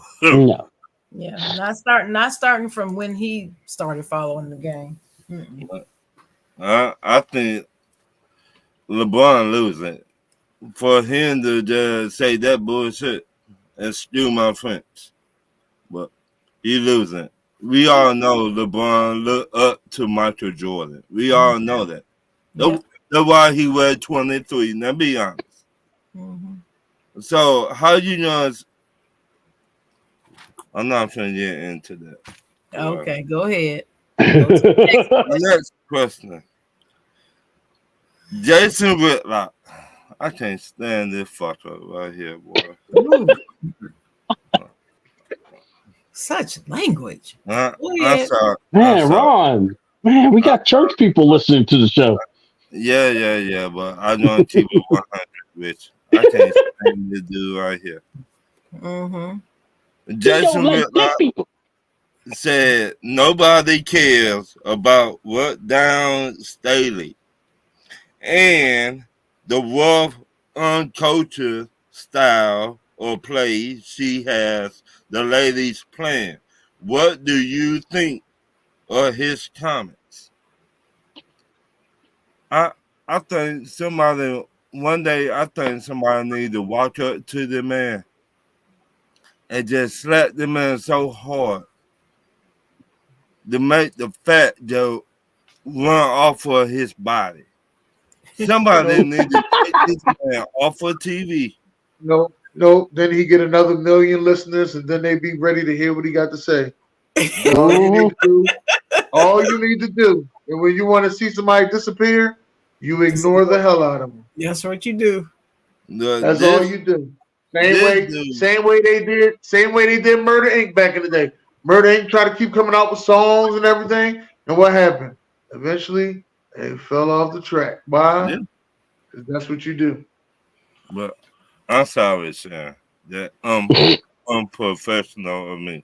But I can't stand that dude. This dude get under my skin. Every time he be on TV or write anything, I can't stand this dude. Well, about his comment, about the question, because we got to go. It's 9:54. About his comment, I think his comment is laced with a lot of hatred. And to say they have a rough, uncoached style was a shot at her. Because she's coaching her behind off. She is the reason why those girls are undefeated. They didn't just do that. They didn't go out there and play the game by themselves without any coaching on autopilot. She's coaching them. And they're playing well and undefeated in 2 straight years. And she's only lost 3 games in 4 years. I think it's 4 years or 3. 3 or 4 years. I think it's 3 years. 3 seasons. That screams success if that tells me anything. Yeah, right. 3 or 4 seasons. That's why she's only lost 3 games. Yeah. 3. That's why she's the highest paid female coach in the college football. She should be. And that's, I mean, I don't know. This dude that y'all hate when he talked about people. You did. What do you think, Dennis? Go to the next question. I ain't even gonna give it. Well, let me. Yeah, I'm gonna go here. I promise I'm gonna try to keep it short and sweet, but I probably won't. So forgive me if. You got 45 seconds. Yeah, I'm gonna try. Seconds. All right. So look, here's my deal. For someone that says you're a Christian, but all I'm hearing is nothing but tear down, negativity, damn near making fun of the person. Here's my thing. Dawn Staley, is she perfect? Probably not. But here's what I know. She's been a champion, right? Yeah. She knows how to win. She's doing her thing. Yeah. What's the big deal? Why are you so aggravated by this? You know, I understand Stephen A. Smith. I understand if you're going after Prime. I understand if you're going after Cam or whoever.